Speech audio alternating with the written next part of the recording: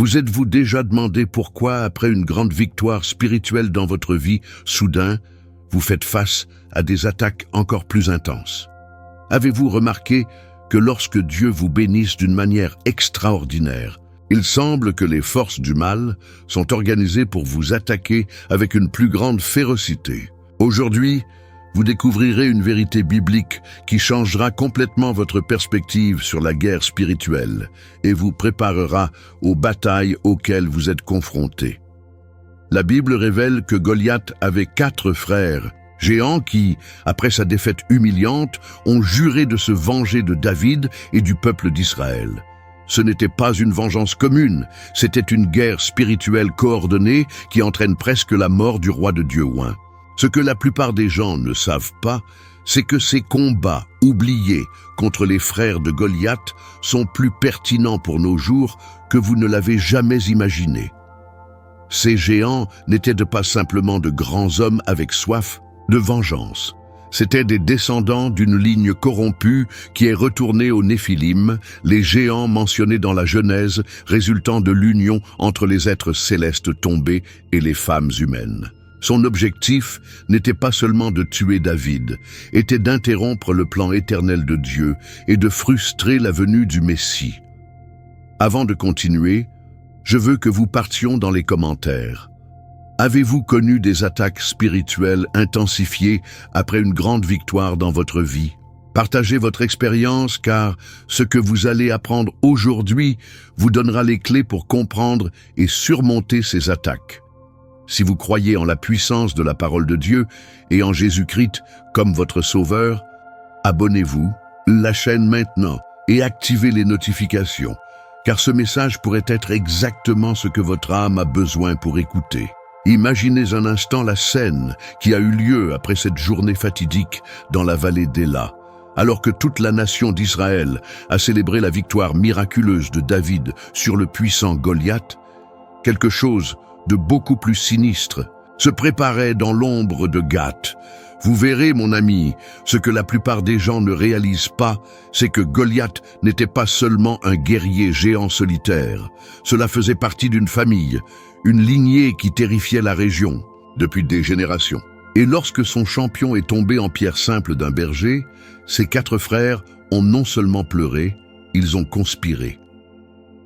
La Bible révèle dans 2 Samuel 21 et 1, raconte que ce ne sont pas des hommes ordinaires à la recherche d'une vengeance ordinaire. C'étaient des descendants des anciens géants, de la Rephaim, et leur soif de vengeance apportait avec eux une obscurité spirituelle qui allait bien au-delà de la compréhension humaine.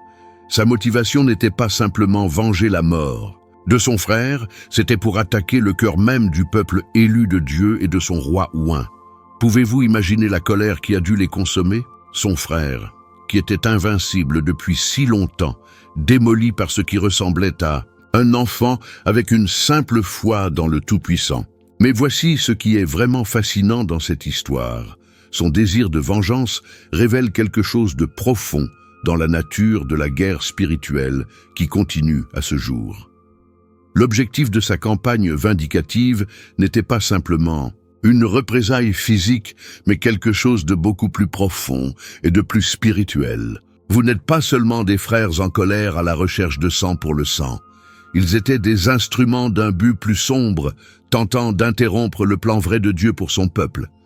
Les Écritures nous montrent que sa vengeance était de nature spirituelle, conçue pour arrêter le but divin qui était rempli par David. Pensez-y, David n'était pas n'importe quel garçon de berger, il était le futur roi d'Israël, celui par la lignée qui viendrait Jésus-Christ lui-même. Les frères de Goliath, consciemment ou inconsciemment, étaient utilisés par les forces spirituelles plus qu'elles-mêmes pour essayer de frustrer le plan éternel de Dieu. Son objectif était d'atteindre presque la mort du roi David, ce qui aurait eu des conséquences catastrophiques pour toute l'humanité. Réalisez-vous l'ampleur de ce qui était en jeu? Ce n'était pas seulement la vie d'un homme, mais l'avenir de la rédemption humaine. La foi que David avait démontrée en faisant face à Goliath serait maintenant prouvée d'une manière qu'il n'avait jamais imaginée. Ces géants ne sont pas venus seuls avec des épées et des lances. Ils sont venus avec un héritage spirituel et corrompu qui est revenu aux générations précédentes. La continuité de cette guerre révèle quelque chose de crucial dans la nature du conflit spirituel. La Bible indique clairement que la confrontation avec Goliath n'était que le début d'une guerre plus profonde contre cette ligne sanguine corrompue. Ce n'était pas une bataille à un temps qui s'est terminée par une seule victoire, c'était l'ouverture, sauf dans une campagne spirituelle prolongée.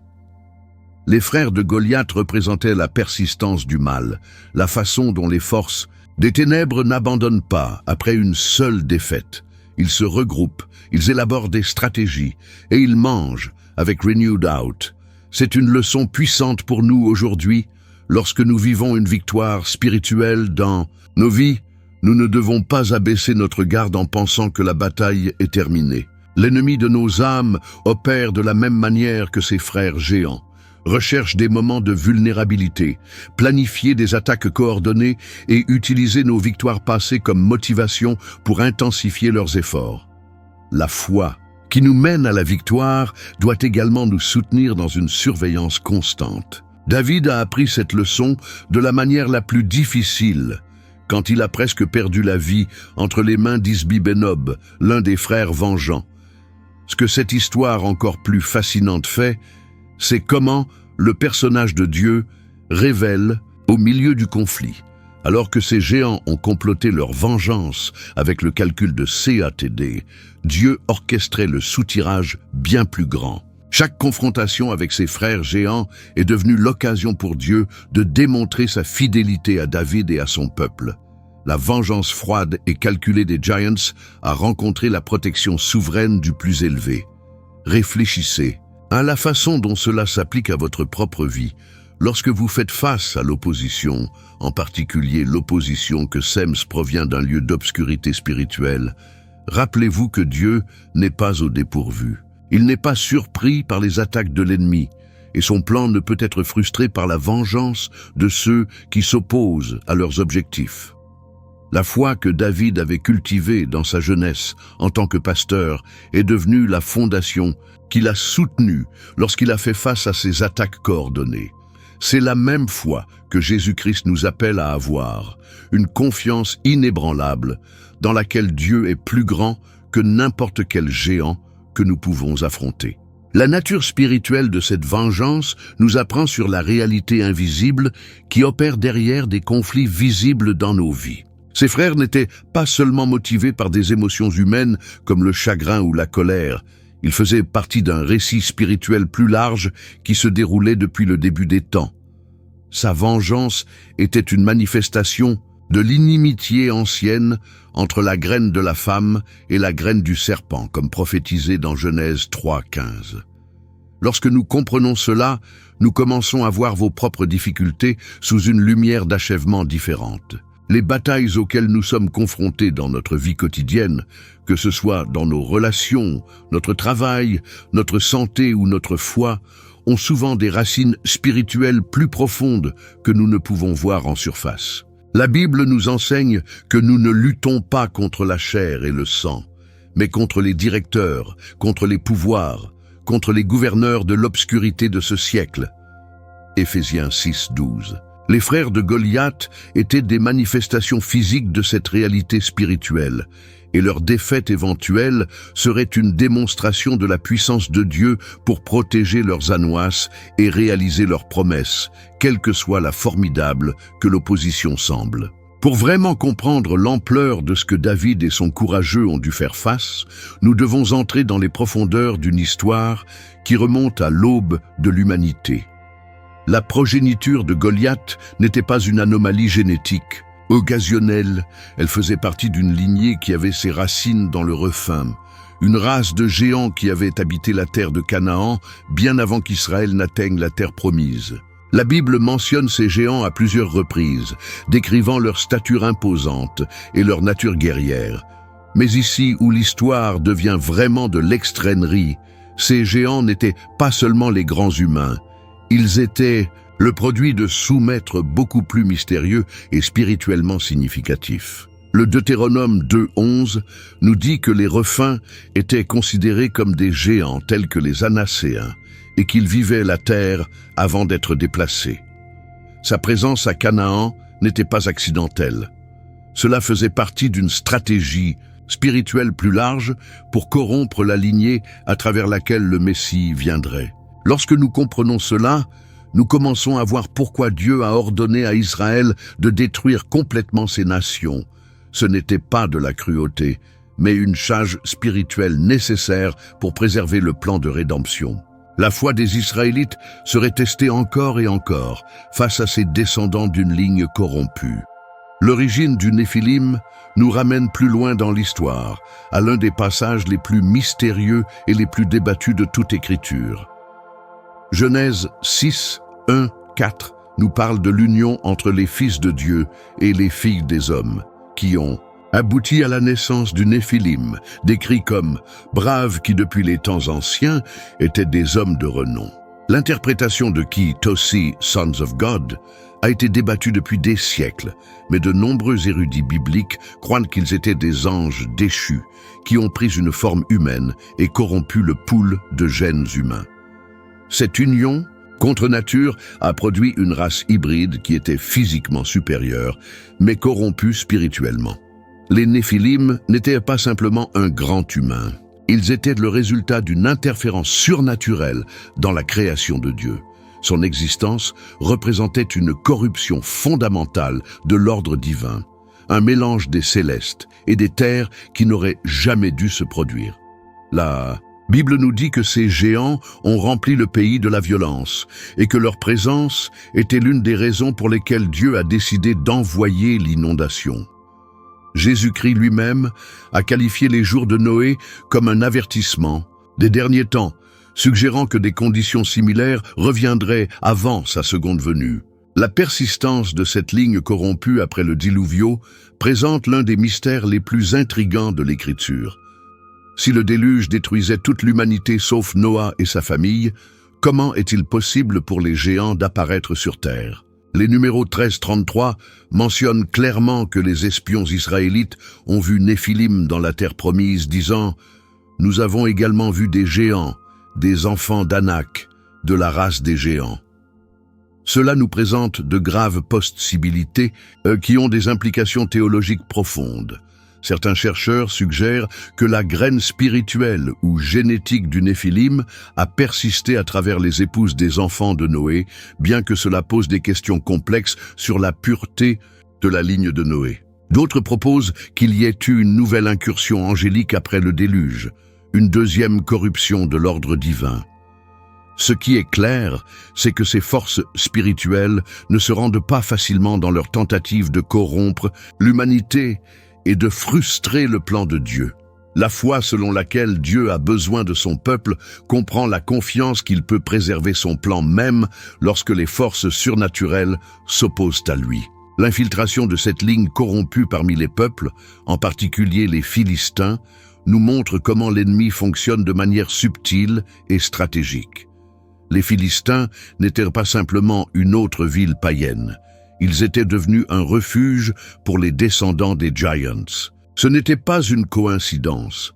C'était un positionnement stratégique par les forces spirituelles des ténèbres de créer une forteresse à partir de laquelle s'opposer au peuple de Dieu.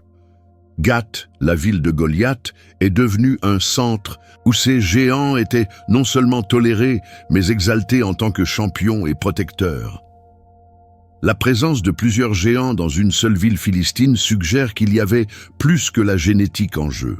Il y avait une concentration intentionnelle de cette ligne corrompue. Lorsque David a affronté Goliath, il ne combattait pas simplement un soldat ennemi.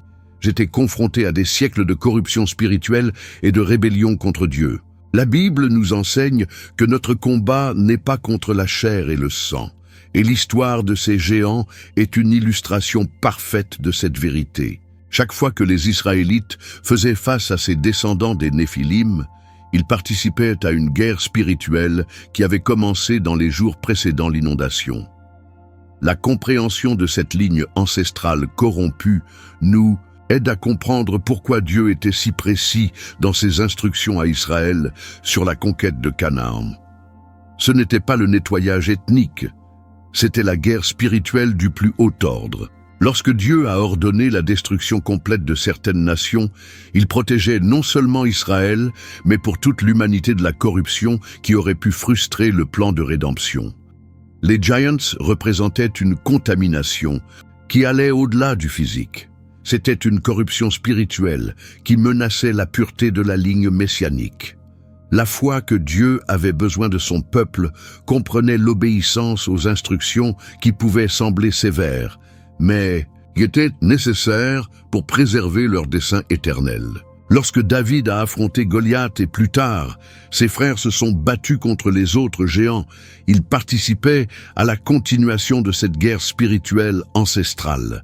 Jésus-Christ, quand il est finalement venu comme l'accomplissement de toutes les promesses, a représenté la victoire finale sur cette ligne corrompue et tout ce qu'il représentait.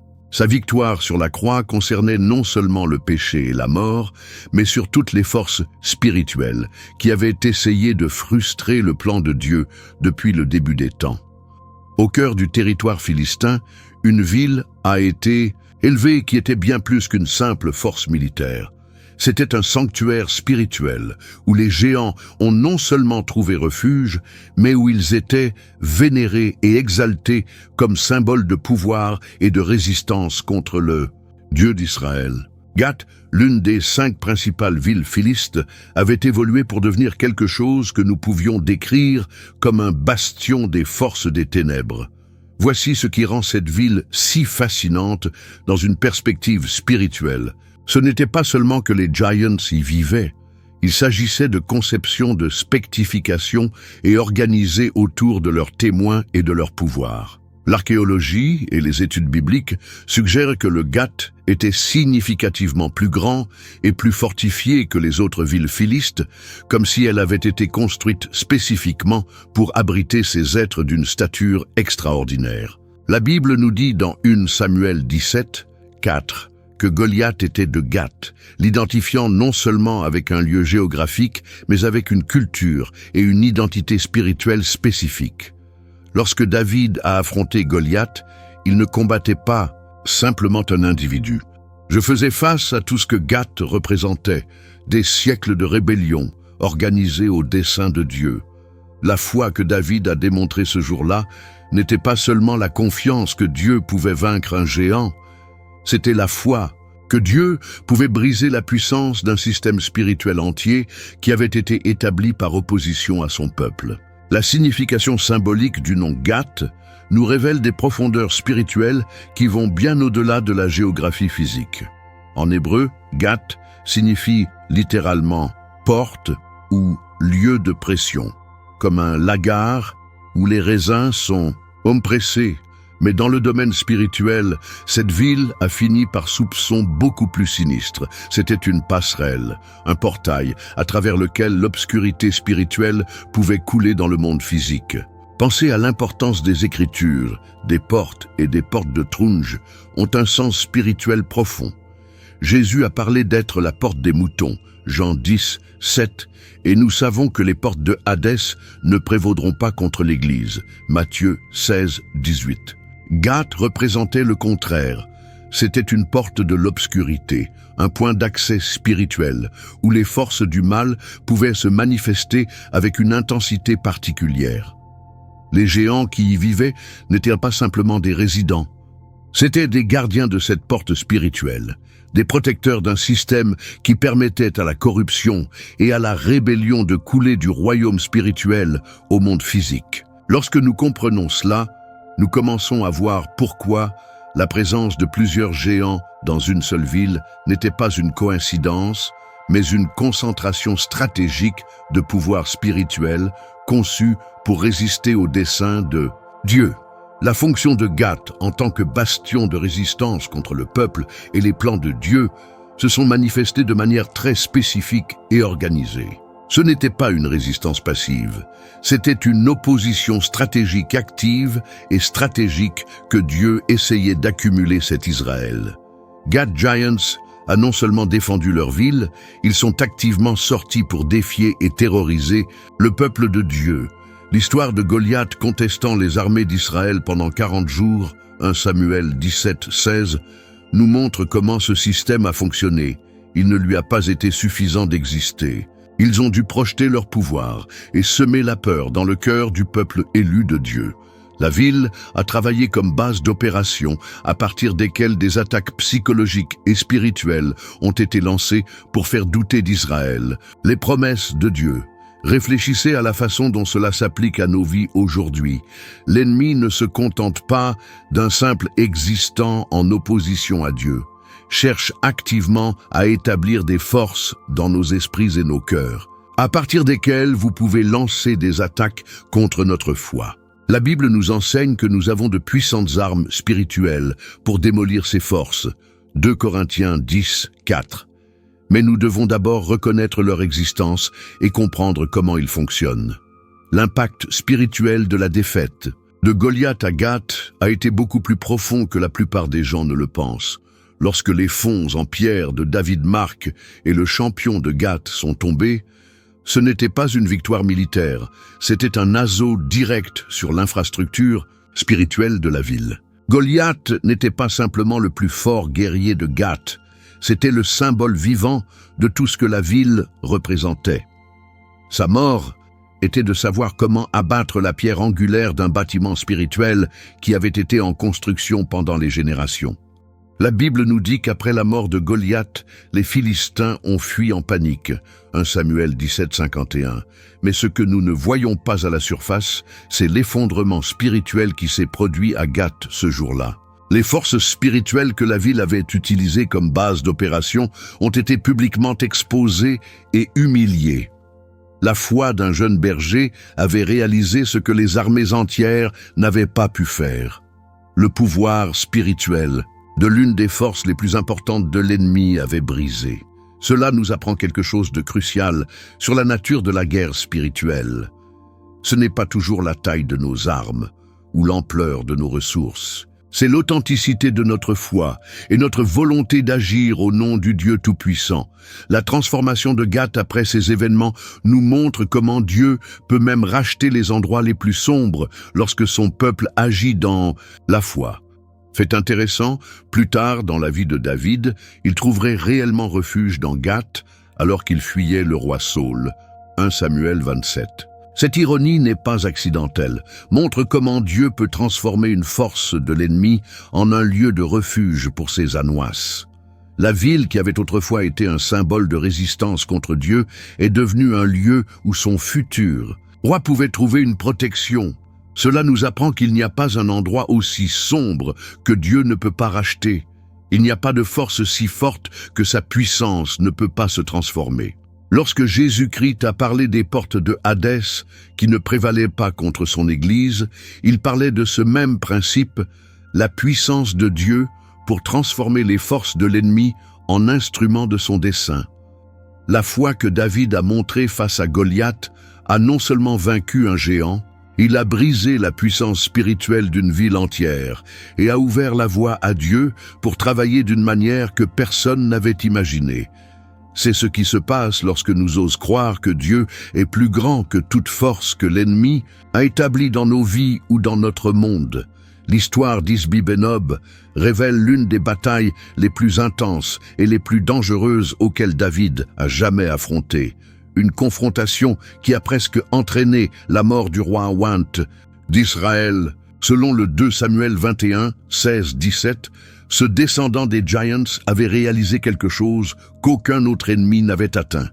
Il avait coincé David au combat et était sur le point de le tuer.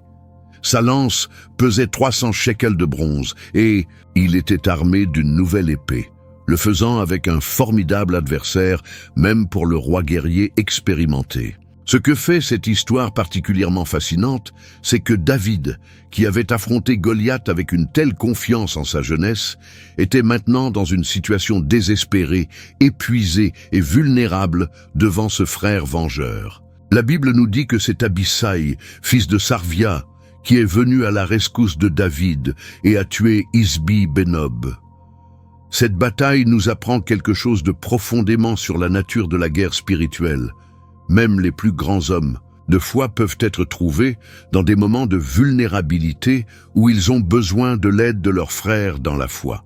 L'intervention d'Abisaï n'était pas un accident. C'était la disposition de Dieu de protéger son oint à un moment critique. Cela nous rappelle que Dieu travaille souvent à travers d'autres croyants pour se débarrasser des situations qui pourraient nous détruire. La foi ne signifie pas que nous nous battons toujours seuls. Cela signifie avoir confiance que Dieu fournira l'aide dont nous avons besoin quand nous en avons besoin. La confrontation avec Saïf, également appelée Saphat dans certaines traductions, nous montre comment la vengeance des frères de Goliath était devenue une campagne coordonnée contre David et ses hommes. Cet autre descendant de la lignée des Giants a été tué au combat par Brave de David, démontrant que la bataille contre cette ligne corrompue nécessitait non seulement la foi du roi, mais l'engagement de toute son armée. Ce qui est remarquable, avant les batailles, c'est la façon dont il révèle l'entreprise de guerre spirituelle. Ce n'était plus seulement le combat de David. C'était devenu une bataille qui impliquait son cercle intérieur Tyr d'hommes puissants. Saïf représentait la persistance du mal, la manière dont les forces des ténèbres ne se rendent pas après une seule défaite, mais continuent d'attaquer sous différents angles. La mort de Goliath n'a pas été sur la guerre. Il avait intensifié la détermination de ses frères pour détruire l'homme qui avait humilié sa famille et sa ville. C'est une leçon cruciale pour nous aujourd'hui. Lorsque nous subissons une victoire spirituelle importante, nous devons être prêts à faire face à une intensification des attaques de l'ennemi. La foi qui nous amène à la victoire doit également se préparer aux batailles qui suivront. Et nous devons être prêts à nous soutenir dans nos frères dans la foi lorsque les batailles deviennent trop intenses pour les faire face seuls. La bataille contre l'ami, spécifiquement identifié comme le frère de Goliath, a ramené la vengeance familiale à un niveau complètement personnel. Selon le 2 Samuel 21-19, il était le fils de Jaar-et-Oregim, celui de Bethléem, qui a tué l'ami. Le texte mentionne spécifiquement que l'arbre de lance de l'ami était comme un faisceau d'un tisserand, mettant l'accent sur l'échelle massive de ses armes et la force surnaturelle requise pour les manier. Cette bataille est particulièrement importante parce que l'ami n'était pas simplement un autre géant, c'était littéralement le frère du sang de Goliath, ce qui signifie que sa motivation pour la vengeance était profondément personnelle. La mort de l'ami par Elhanan nous montre comment Dieu avait équipé des hommes ordinaires avec un pouvoir surnaturel pour faire face à des ennemis qui étaient au-delà des capacités humaines normales. Elhanan n'était pas un célèbre roi ou prophète. Il était l'un des courageux de David, un homme qui avait appris à faire confiance à la puissance de Dieu plutôt qu'à sa propre force. C'est l'une des leçons les plus puissantes de tout ce récit. Dieu ne réserve pas ses victoires uniquement pour les dirigeants célèbres. Il forme des hommes et des femmes ordinaires à réaliser des choses extraordinaires lorsqu'elles agissent dans la foi. Jésus-Christ lui-même a choisi des pécheurs communs à être ses disciples, démontrant que Dieu ravit d'utiliser ceux que le monde considère comme insignifiants pour confondre les sages et les puissants. La confrontation avec le géant des 6 doigts représente peut-être la plus étrange et la plus riche symboliquement de toutes ces batailles. Selon 1 Chronique 20:6, ce géant avait 6 doigts dans chaque main et 6 doigts sur chaque pied, 24 au total, et était d'une grande stature. C'est Jonathan, fils du frère de David, frère, qui l'a tué après que le géant ait défié Israël. L'anomalie physique d'avoir 6 chiffres à chaque extrême n'était pas seulement une curiosité génétique. Elle avait une signification symbolique profonde dans le monde antique. Le numéro 6 de la numérologie biblique représente l'imperfection, l'incomplétude, la marque de ce qui est en dessous de la perfection divine, représentée par le numéro 7. Ce géant a littéralement percuté l'imperfection dans sa forme physique variée, représentant la corruption et l'incomplétesse, qui caractérisait la ligne entière du Néphilim. Son défi à Israël n'était pas simplement une provocation militaire, c'était une déclaration de guerre spirituelle, une affirmation que l'imperfection et la corruption pouvaient prévaloir sur la perfection et la sainteté de Dieu. La victoire de Jonathan sur ce géant était plus qu'un exploit militaire. C'était une déclaration prophétique que la perfection de Dieu triomphera toujours de l'imperfection de l'ennemi, quelle que soit l'intimidation ou la puissante que cette imperfection peut sembler. La nature coordonnée de ces confrontations révèle quelque chose de crucial dans la stratégie spirituelle derrière ces attaques. Ces combats ou les combats à remous n'est aléatoire. Ils ont été soigneusement orchestrés dans la conception des attaques pour éliminer systématiquement David et ses principaux supporters. Chacun de ces géants représentait une facette différente de l'attaque spirituelle. Isbi-Benob a attaqué lorsque David était vulnérable et épuisé. Safe représentait la persistance incessante du mal. L'ami a apporté une vengeance personnelle et familiale. Et le géant des 6 doigts symbolisait le défi direct à la perfection et à la sainteté de Dieu. Ensemble, ces attaques ont formé une campagne spirituelle complète, conçue pour détruire non seulement David physiquement, mais pour démoraliser tout Israël et leur faire douter des promesses de Dieu. La victoire sur chacun de ces géants n'était pas seulement un exploit militaire. C'était une confirmation que Dieu est fidèle à ses promesses et qu'aucune stratégie de l'ennemi, comme coordonnée et puissante, ne peut frustrer ses objectifs éternels. C'est la même foi que Jésus-Christ nous appelle à avoir aujourd'hui, la confiance que Dieu est plus grand que toute stratégie coordonnée que l'ennemi peut se lancer contre nous, et qu'il nous donnera la victoire dans chaque bataille lorsque nous faisons confiance à sa puissance et non dans la nôtre. Sous la surface de ces confrontations physiques entre les hommes de David et les Giants, une guerre spirituelle de proportions cosmiques, une bataille entre 2 lignées de fondeurs Fandali différentes qui représentaient des royaumes spirituels opposés. Ce n'était pas simplement une guerre entre Israël et les Philistins, c'est la continuation d'un conflit qui est retourné au jardin d'Éden, lorsque Dieu a déclaré l'inimitié entre la graine de la femme et la graine du serpent. Genèse 3,15. La lignée de David représentait la ligne à travers laquelle le Messie serait venu, l'accomplissement ultime de la promesse de Dieu d'écraser la tête du serpent. Les Giants, en revanche, représentaient la ligne corrompue qui avait été contaminée par l'interférence surnaturelle des anges déchus, une ligne qui avait été spécialement conçue pour frustrer le plan de rédemption de Dieu. Lorsque David a affronté Goliath, et plus tard, lorsque ces hommes se sont battus contre les frères de Goliath, ils participaient à une guerre spirituelle qui déterminerait le sort de toute l'humanité. La foi que David a démontrée n'était pas simplement la confiance que Dieu pouvait l'aider à gagner une bataille. C'était la foi que Dieu tiendrait sa promesse de rédemption malgré toute l'opposition spirituelle qui a augmenté contre elle. Cette même foi est ce que Jésus-Christ nous appelle aujourd'hui. La confiance que nous sommes du côté gagnant dans une guerre spirituelle qui a déjà été décidée sur la croix.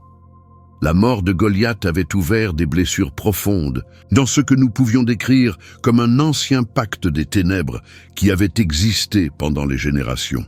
Quand Stone a frappé le front de Goliath et qu'il est tombé, ce n'était pas seulement la mort d'un guerrier, c'était la rupture d'un bastion spirituel qui avait été soigneusement construit au fil des siècles. Les Giants n'étaient pas simplement des individus puissants. Ils faisaient partie d'un système spirituel, organisé qui avait établi des forces dans des endroits spécifiques tels que Gath pour résister aux desseins de Dieu.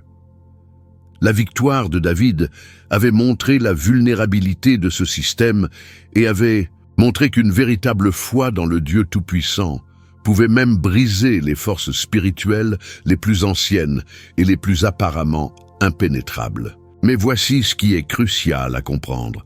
Lorsque nous cassons une force spirituelle, les forces de l'obscurité ne se rendent pas simplement et partent. Ils se regroupent, réorganisent et lancent des contre-attaques conçues pour récupérer le territoire perdu. La vengeance des frères de Goliath était exactement ceci, une contre-attaque spirituelle coordonnée conçue pour restaurer le pouvoir qui avait été brisé par la foi d'un jeune pasteur. C'est une leçon vitale pour nous aujourd'hui. Lorsque nous subissons une victoire spirituelle importante, nous devons être prêts à faire face à une intensification de l'opposition spirituelle. L'objectif majeur de l'ennemi derrière ces attaques était beaucoup plus ambitieux que de simplement tuer David ou se venger de la mort de Goliath. Le but ultime était de frustrer le plan éternel de Dieu en éliminant la lignée, ce que le Messie mange. Si David était mort dans l'une de ces batailles, surtout avant la naissance de Salomon, la ligne messianique aurait été interrompue d'une manière qui aurait eu des conséquences catastrophiques pour toute l'humanité. Les frères de Goliath, consciemment ou inconsciemment, étaient utilisés par des forces spirituelles qui comprenaient parfaitement ce qui était en jeu. Ce n'était pas seulement la vie d'un roi qui était en danger, c'était l'avenir de la rédemption humaine. Chaque attaque contre David était en substance une attaque contre la promesse de Dieu d'envoyer un sauveur. Cette perspective transforme complètement notre compréhension de ces batailles. Ce n'étaient pas simplement des conflits politiques ou militaires, c'étaient des confrontations spirituelles avec des implications éternelles. La même dynamique fonctionne dans nos vies aujourd'hui. Lorsque l'ennemi nous attaque, il essaie souvent de frustrer non seulement notre bien-être personnel, mais le but éternel que Dieu a pour nos vies et pour ceux qu'il veut réaliser à travers nous. L'intensification de l'hostilité spirituelle après la mort de Goliath nous apprend quelque chose de crucial sur la nature progressiste de la guerre spirituelle. Plutôt que de décourager l'opposition supplémentaire, la victoire de David a en fait augmenté le conflit spirituel à de nouveaux niveaux d'intensité et de coordination. Cela nous montre que dans la vie chrétienne, la croissance spirituelle et les victoires de la foi entraînent souvent une intensification des attaques spirituelles et non dans leur diminution. Lorsque nous commençons à marcher dans la foi et à vivre la puissance de Dieu dans nos vies, nous devenons des menaces plus importantes pour le royaume des ténèbres et donc dans des objectifs plus prioritaires pour l'attaque spirituelle. Les frères de Goliath n'ont pas attaqué David, alors qu'il était simplement un berger inconnu. Ils l'ont attaqué après qu'il soit devenu roi et a démontré que sa foi pouvait briser les forces spirituelles. C'est la même raison pour laquelle Jésus-Christ a fait face à sa plus grande opposition spirituelle, non pas au début de son ministère, mais vers la fin, alors que son impact était devenu indéniable. La leçon pour nous est claire. Nous devons être préparés à ce que notre croissance spirituelle s'accompagne d'une intensification de l'opposition spirituelle. Et nous devons voir cela non pas comme un signe que quelque chose ne va pas, mais comme une confirmation que nous allons de l'avant dans le but de Dieu pour nos vies. La victoire finale sur tous ces géants a établi un précédent spirituel qui résonne à travers toute écriture et à ce jour. Chaque géant qui est tombé n'était pas seulement une victoire militaire, mais une déclaration prophétique qu'aucun pouvoir d'obscurité ne pouvait finalement s'opposer au but de Dieu. La défaite de ces frères vengeurs a montré que, même lorsque les forces du mal sont organisées, coordonnées et lancées leurs attaques les plus sophistiquées, une vraie foi en le Dieu Tout-Puissant prévaudra. Cette série de victoires a établi un modèle spirituel que nous voyons répéter tout au long de l'histoire biblique. Dieu permet à leurs ennemis d'être complètement révélés, de montrer toute leur force et de méchanceté, puis les vaincre d'une manière qui glorifie leur nom et renforce la foi de leur peuple. La croix du Christ représente le point culminant final de ce modèle. Là, toutes les forces de l'enfer ont lancé leur attaque finale contre le plan de Dieu pour découvrir que sa victoire apparente était en fait sa défaite définitive. La foi qui nous amène à la victoire aujourd'hui est la même foi que David et ses hommes ont démontré lorsqu'ils ont fait face à ces géants. La confiance inébranlable que Dieu est plus grand que toute opposition à laquelle nous pouvons faire face et que son plan prévaudra quelle que soit la formidable résistance. La représentation démoniaque incarnée ces géants va bien au-delà de leur stature physique imposante, était des manifestations vivantes de la corruption spirituelle qui avait infecté la création de Dieu. Lorsque nous examinons des Odjiats à travers la lentille spirituelle, nous commençons à comprendre que les grands humains n'ont pas simplement de grands humains avec des tendances agricoles. Ils incarnaient physiquement la résistance démoniaque à l'ordre et au plan de Dieu. Son existence même représentait une perversion de l'image de Dieu dans l'humanité, une distorsion de ce que les êtres humains étaient destinés à être. La Bible nous enseigne que nous avons été créés à l'image de Dieu. Genèse 1, 27. Mais ces géants représentaient une image corrompue, une version déformée de l'humanité qui avait été contaminée par les influences surnaturelles de Malévola. Son comportement violent, son arrogance et son opposition systématique au peuple de Dieu n'étaient pas simplement des caractéristiques culturelles. C'étaient des manifestations de nature démoniaque qui avaient été introduites dans sa lignée. Lorsque David et ses hommes se sont battus contre ces géants, ils ne faisaient pas simplement face à des ennemis humains. Ils étaient confrontés à des représentations physiques des principautés et des pouvoirs spirituels. Cette compréhension transforme complètement notre perspective sur la guerre spirituelle. Parfois, les batailles auxquelles nous sommes confrontés dans le monde physique sont des manifestations de conflits qui proviennent du royaume spirituel. Le géant des 6 doigts présente l'une des anomalies les plus fascinantes et symboliquement riches de tout ce récit. En chiffres bibliques, le nombre 6 représente l'imperfection, l'incomplétude et la marque de ce qui est en dessous de la perfection divine. Tandis que 7 répartit divinesse et perfection, 6 ne redevient de cette marque, symbolisant l'effort humain et la réussite qui ne peuvent pas atteindre les normes divines. Ce géant, avec ses 24 doigts au total, 6 dans chaque membre, était littéralement une incarnation physique d'imperfection spirituelle. Son anomalie n'était pas simplement une curiosité génétique, c'était une déclaration symbolique que toute la ligne de géants représentait une corruption fondamentale de la conception parfaite de Dieu pour l'humanité. Dans le livre de l'Apocalypse, nous voyons que le numéro 666 est associé à la marque de la bête, représentant l'aboutissement de l'imperfection humaine et de la rébellion contre Dieu. Ce géant des 6 doigts était comme une préfiguration et prophétique de cette réalité spirituelle, une manifestation physique de la marque d'imperfection qui caractérise tout ce qui s'oppose à Dieu. Lorsque Jonathan l'a vaincu, il ne remportait pas seulement une bataille militaire. Je faisais une déclaration prophétique selon laquelle la perfection de Dieu triomphera toujours sur l'imperfection de l'ennemi, quelle que soit l'intimidation ou la puissante que cette imperfection peut sembler. L'interprétation symbolique de cette anomalie physique nous amène à des réflexions profondes sur la nature de la tentative humaine de réaliser la plénitude qui n'appartient qu'à Dieu. Les chiffres supplémentaires du géant peuvent être une représentation de la fierté humaine et le désir de dépasser les frontières que Dieu a établies pour sa création. Au lieu de se contenter de la perfection de la conception divine, cette ligne corrompue avait été marquée d'une amélioration qui représentait en fait une dégradation spirituelle. Il est similaire à l'histoire de la tour de Babel, où l'humanité a essayé de construire quelque chose qui les emmènerait au paradis pour leurs propres efforts, seulement pour découvrir que leurs tentatives de surmonter les limites divines ont entraîné une confusion et une dispersion. Les 6 doigts du géant représentaient la même mentalité, la croyance qu'il est toujours mieux que dépasser les limites établies par Dieu conduit à une plus grande perfection. Mais l'Écriture nous enseigne que la vraie perfection se trouve conforme à la conception de Dieu pour ne pas la dépasser.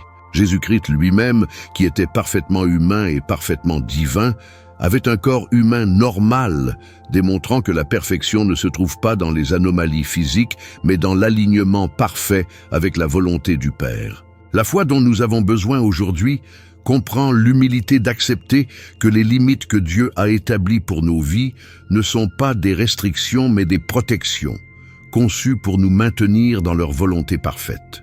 La défaite de chacun de ces géants a fonctionné comme un puissant symbole de la faveur divine et la protection surnaturelle que Dieu étend sur ceux qui lui font confiance. Chaque victoire n'était pas une réalisation militaire, mais une déclaration théologique sur la nature de la relation de Dieu avec son peuple. Quand Abisai a sauvé David d'Isbi-Benob, il démontrait que Dieu fournit de l'aide au moment exact du plus grand besoin. Quand Elhanan a vaincu Lami, il montrait que Dieu peut utiliser des hommes ordinaires pour remporter des victoires extraordinaires. Lorsque Jonathan a battu le géant des 6 doigts, il déclarait que la perfection de Dieu triomphe toujours sur l'imperfection de l'ennemi. Ces victoires ont établi un modèle que nous voyons répéter tout au long de l'Écriture. Dieu permet à leurs ennemis d'être complètement révélés, de montrer toute leur force et de malveillance, puis les vaincre d'une manière qui magnifie leur gloire et renforce la foi de leur peuple. La croix du Christ représente l'aboutissement de ce modèle où toutes les forces de l'enfer ont lancé leur attaque finale contre le plan de Dieu pour découvrir que ce qui semblait être sa victoire était en fait sa défaite définitive. Les caractéristiques physiques extraordinaires de ces géants ont servi de rappel constant que la bataille entre le bien et le mal se manifeste souvent d'une manière qui va au-delà de ce que nous pouvons voir à la surface. Leur taille massive, les armes inhabituelles et leurs anomalies physiques étaient toutes des manifestations externes de réalités spirituelles internes. Tout comme ces géants étaient physiquement intimidants, les forces spirituelles qu'ils ont représentées étaient spirituellement terrifiantes pour ceux qui ne comprenaient pas la puissance supérieure de Dieu. Mais pour ceux qui, comme David, et sont courageux, avaient appris à faire confiance au Seigneur, ces caractéristiques physiques extraordinaires sont devenues des opportunités pour Dieu de démontrer son pouvoir supérieur. La leçon pour nous est profonde. Les choses qui nous semblent plus intimidantes dans nos vies, que ce soit des circonstances, des personnes ou des défis, sont souvent des opportunités déguisées pour Dieu de démontrer leur pouvoir et leur fidélité. La foi dont nous avons besoin n'est pas l'absence de peur des intimidants, mais la confiance que Dieu est plus grande que tout ce qui peut nous intimider. Jésus-Christ lui-même a fait face à une opposition qui semblait écrasante.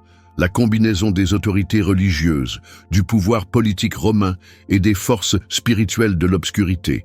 Mais sa confiance en le Père l'a conduit à la plus grande victoire de l'histoire. Cette même foi est disponible pour nous aujourd'hui, s'entraînant pour voir nos géants, non pas comme des obstacles insurmontables, mais comme des opportunités de vivre la puissance surnaturelle de Dieu. La pertinence de ces batailles moins inconnues contre les frères de Goliath révèle une profonde vérité sur la nature continue de la guerre spirituelle, que nous négligeons souvent dans notre approche des victoires les plus dramatiques et les plus connues.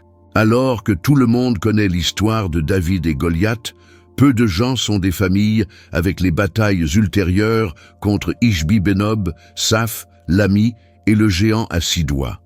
Pourtant, ces guerres oubliées sont absolument cruciales pour sous-estimer comment la guerre spirituelle fonctionne réellement dans la vie du croyant. Ces batailles nous apprennent que la victoire initiale sur un ennemi spirituel ne signifie pas que la guerre s'est terminée. Cela signifie qu'il est entré dans une nouvelle phase qui nécessite une surveillance continue et une fidélité soutenue. La tendance humaine est de célébrer la grande victoire, puis de détendre notre garde en supposant que l'ennemi a été définitivement vaincu.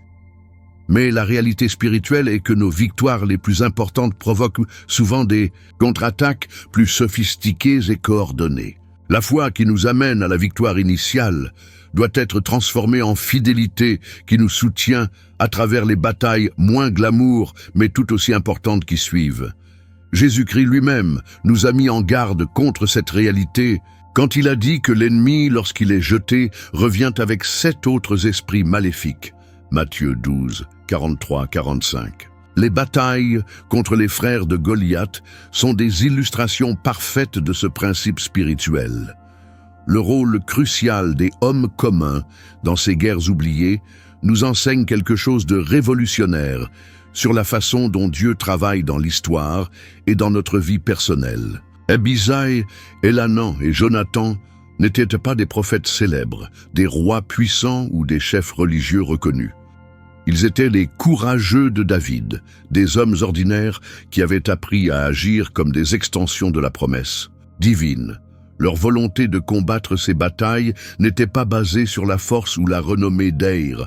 Il était basé sur leur désinvestissement qu'ils faisaient partie de soumis longtemps qu'eux. Ces hommes avaient compris que la protection de l'héritage et du leader établi par Dieu était sa responsabilité collective, pas seulement la responsabilité personnelle de David. Il s'agit d'une leçon puissante pour l'Église aujourd'hui. Les batailles spirituelles les plus importantes sont souvent combattues non pas par les dirigeants les plus visibles, mais par des croyants fidèles qui comprennent leur rôle dans le plus grand plan de Dieu. Quand Abisaï a sauvé David d'Isbi-Benob, il ne cherchait pas la gloire personnelle. Je protégeais le dessein de Dieu pour la nation. Quand Élanan a vaincu l'ami, il n'essayait pas de devenir célèbre. Je défendais la ligne messianique. La foi que Dieu cherche en nous inclut la volonté de combattre les batailles que les autres peuvent ne pas voir ou n'apprécier pas, sachant que notre rôle dans le plan de Dieu est significatif même s'il n'est pas reconnu publiquement. La leçon sur la persistance de l'inimigo qui émerge de ces guerres oubliées est l'un des enseignements les plus importants mais les plus ignorés de la vie chrétienne moderne. De nombreux croyants font l'hypothèse dangereuse que l'opposition spirituelle décrèche comme la croissance de la foi et connaîtra les victoires dans leur vie spirituelle. Mais la réalité que nous voyons dans ces batailles est exactement le contraire. L'ennemi spirituel ne revient pas après une seule défaite. Il se regroupe, étudie nos tactiques, identifie nos vulnérabilités et revient avec des stratégies plus sophistiquées. Les frères de Goliath n'ont pas attaqué immédiatement après la mort de son frère. Ils ont attendu, planifié et attaqué lorsque David était plus vulnérable.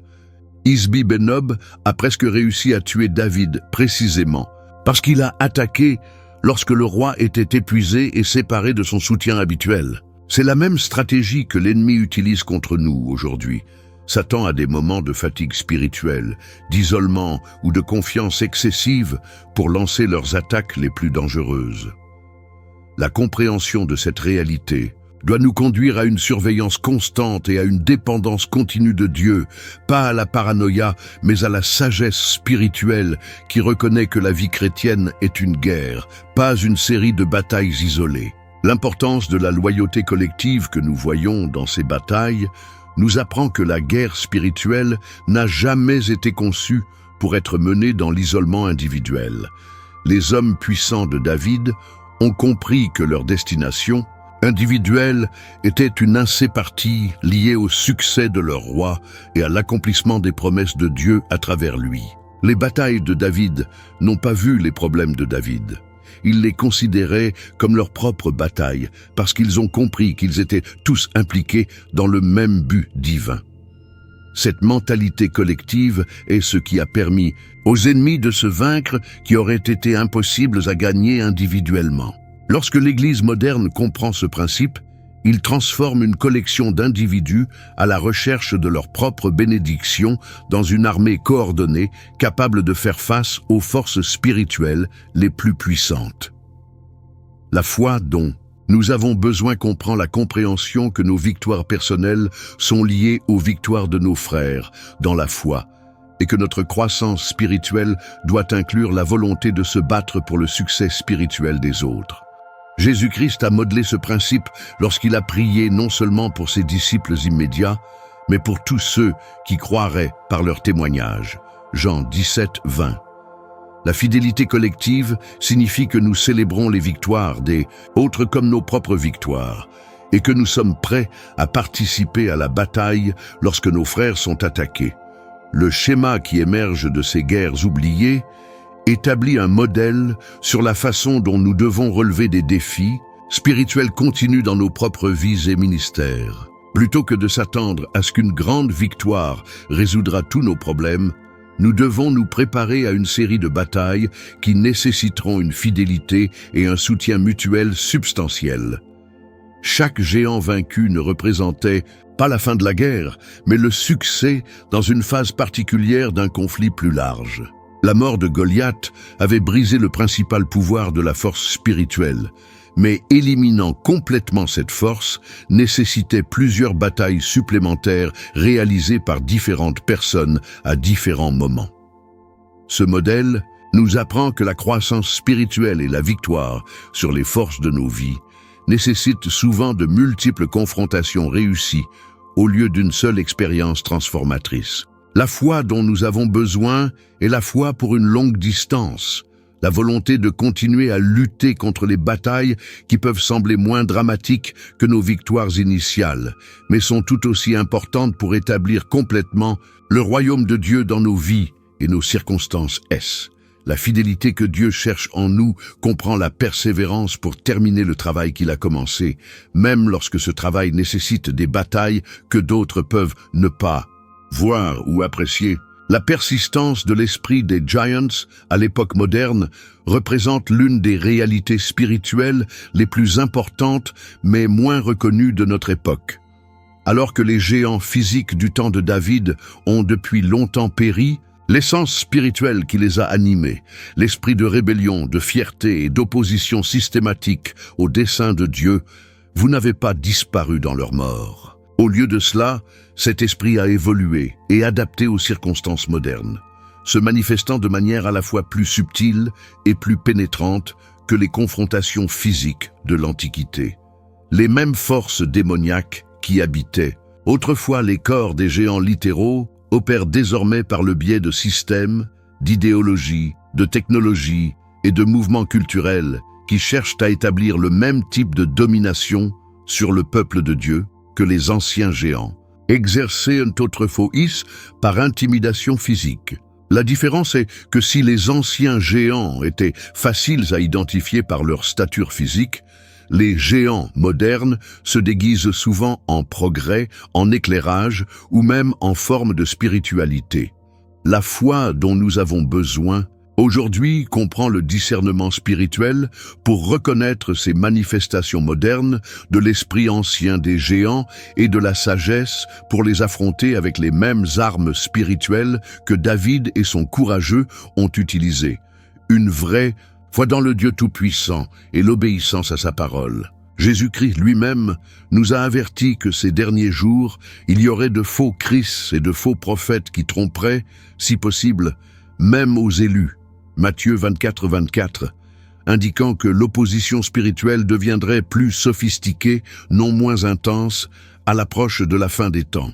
Le parallèle que Jésus a établi avec les jours de Noé fournit une clé prophétique cruciale pour comprendre comment les modèles spirituels de l'ère géante reviennent aujourd'hui. Lorsque Christ a dit, comme c'était à l'époque de Noé, « Je serai à la venue du Fils de l'homme », Matthieu 24, il ne faisait pas que les gens mangeaient et buvaient et s'unissent d'un jugement à venir. Je pointais vers la restauration des mêmes conditions spirituelles qui caractérisaient l'ère avant l'inondation, y compris la corruption généralisée, la violence systématique, et peut-être même l'influence renouvelée des êtres tombés dans les affaires humaines. Les jours de Noé étaient marqués par la présence du Néphilim, les géants qui résultent de l'union non naturelle entre les fils de Dieu et les filles des hommes. La prophétie du Christ suggère que des conditions similaires, bien que peut-être manifestées de différentes manières, caractériseraient les derniers jours. Cela ne signifie pas nécessairement que nous verrons des géants physiques littéraux marcher à nouveau sur la terre. Mais cela signifie que nous verrons le même genre de corruption spirituelle, le même mélange antinatural du céleste et du terre, et de la même opposition systématique au but de Dieu qui caractérisait l'ère du Néphilim. La foi dont nous avons besoin pour ces temps comprend la préparation spirituelle pour faire face à des formes d'opposition qui peuvent être complètement nouvelles dans leur manifestation, mais sont anciennes dans leur essence spirituelle. Les manifestations modernes des géants peuvent être comprises comme toute structure de pouvoir, d'idéologie ou d'influence qui cherche à établir la domination sur l'humanité des façons qui s'opposent à la souveraineté de Dieu. Dans notre monde contemporain, Ceci pourrait inclure des systèmes économiques mondiaux qui réduisent les êtres humains à de simples consommateurs, des plateformes technologiques qui manipulent les comportements humains et les modèles de pensée, les philosophies éducatives qui excluent systématiquement le WOD des industries humaines, qui comptent les industries qui normalisent ce que Dieu appelle l'abomination, et même les systèmes religieux qui promettent l'accomplissement spirituel tout en éloignant les gens de Jésus-Christ. Ces géants modernes opèrent de la même manière que leurs anciens prédécesseurs, par l'intimidation, la corruption et la promotion de la rébellion contre l'ordre établi par Dieu. La différence est que, bien que les anciens géants dépendent principalement de la force physique, les géants modernes utilisent la manipulation psychologique, la pression sociale, la dépendance technologique et la corruption morale pour atteindre le même objectif: faire subir des systèmes qui s'opposent à Dieu. La bataille contre ces géants modernes nécessite les mêmes armes spirituelles que David a utilisées: une vraie foi, l'obéissance à la parole de Dieu et la volonté de faire face à l'opposition même lorsqu'elle semble écrasante. La différence est que maintenant nous nous battons non seulement pour notre propre vie, mais pour les esprits et les âmes des générations entières qui sont systématiquement endoctrinés pour accepter la rébellion contre Dieu comme normale et même souhaitable. L'appel à la surveillance et à la bataille spirituelle qui émerge de la compréhension de ces derniers géants n'est pas un appel à la peur ou à la paranoïa, mais un appel à la préparation spirituelle intelligente et à une action stratégique basée sur des principes bibliques. Tout comme les hommes puissants de David devaient apprendre de nouvelles tactiques pour lutter contre chaque géant différent qu'ils ont rencontré, nous devons développer des stratégies spirituelles spécialement conçues pour faire face aux défis uniques de notre temps. Cela comprend le développement d'un discernement spirituel aigu qui peut faire la distinction entre ce qui est véritablement de Dieu et ce qui se présente simplement comme bon ou bénéfique. Il comprend la construction de communautés de foi qui peuvent fournir un soutien mutuel et une responsabilité dans un monde de plus en plus hostile aux valeurs bibliques. Il comprend l'éducation de nos enfants et de nos jeunes dans la vérité biblique, des façons qui les préparent à reconnaître et à résister aux formes subtiles de manipulation spirituelle qui caractérisent notre époque. Et cela comprend la volonté de prendre des positions publiques en faveur de la vérité biblique, même lorsque ces positions nous rendent impopulaires ou nous exposent à la persécution. La foi dont nous avons besoin pour ces temps est un militant, pas agressif ou violent, mais fermement engagé dans la vérité de Dieu et disposé à se battre pour elle en utilisant les armes spirituelles qu'il a fournies. La nécessité de redécouvrir ces histoires bibliques, telles que des cartes spirituelles pour faire face aux défis contemporains, représente l'une des tâches les plus urgentes de l'Église moderne. Ces récits anciens ne sont pas seulement des curiosités historiques ou des moraux. Ce sont des plans prophétiques qui révèlent comment la guerre spirituelle fonctionne à travers différentes époques et comment le peuple de Dieu peut remporter la victoire, quelle que soit la façon dont l'opposition se manifeste. Lorsque nous étudions comment David et son courageux ont vaincu les Giants, nous ne savons pas simplement sur les événements du passé. Nous recevons des instructions stratégiques pour affronter les géants de notre temps. Les tactiques peuvent changer, mais les principes spirituels restent constants. La vraie foi en Dieu triomphe toujours sur l'intimidation de l'ennemi. L'obéissance à la parole de Dieu fournit toujours la sagesse nécessaire à la victoire. Et la loyauté collective du peuple de Dieu prévaut toujours sur les attaques coordonnées des forces de l'obscurité. La pertinence de ces histoires pour nos jours n'est pas accidentelle, c'est providentiel. Dieu savait que nous aurions besoin de ces exemples et de ces enseignements pour les défis uniques de notre temps. Jésus-Christ lui-même a utilisé les Écritures de l'Ancien Testament comme arme principale contre la tentation dans le désert, démontrant que les vérités anciennes sont parfaitement applicables aux batailles contemporaines. La foi dont nous avons besoin comprend la confiance que Dieu a fournie dans sa parole, tout ce dont nous avons besoin pour la vie et la piété. 2 Pierre 1, 3, y compris les stratégies spirituelles nécessaires pour vaincre les géants de notre époque. Maintenant que vous connaissez la vérité sur les frères de Goliath et sa vengeance ratée, je veux vous poser une question qui pourrait changer votre vie. Quel géant attaque votre vie en ce moment? Reconnaissez-vous dans vos batailles actuelles les mêmes schémas spirituels que nous voyons dans ces histoires bibliques? La foi que David et son courageux ont montrée en battant ces géants est la même foi dont vous avez besoin aujourd'hui. Peu importe à quel point votre situation semble intimidante ou à quel point les attaques auxquelles vous êtes confrontés sont coordonnées, le même Dieu qui a protégé David vous protégera. Laissez-moi dans les commentaires quelle a été la révélation la plus choquante de cette vidéo pour vous. Il découvrait que Goliath avait des frères. Vous comprenez que les géants représentent des forces spirituelles qui opèrent encore aujourd'hui? Ou peut-être comprendre que vos victoires spirituelles peuvent intensifier les attaques de l'ennemi. Je veux lire votre témoignage et prier pour les batailles auxquelles vous êtes confrontés. Si ce message a touché votre cœur, ne restez pas silencieux. Partagez-le avec quelqu'un qui a besoin d'entendre ces vérités. Abonnez-vous à la chaîne si vous ne l'avez pas encore fait, car nous avons plus de révélations bibliques qui transformeront votre compréhension de la guerre spirituelle. Et ne manquez pas la prochaine vidéo qui apparaîtra sur votre écran, où nous révélerons les secrets bibliques que l'ennemi ne veut pas que vous connaissiez, votre autorité spirituelle. Votre foi est sur le point d'atteindre un nouveau niveau.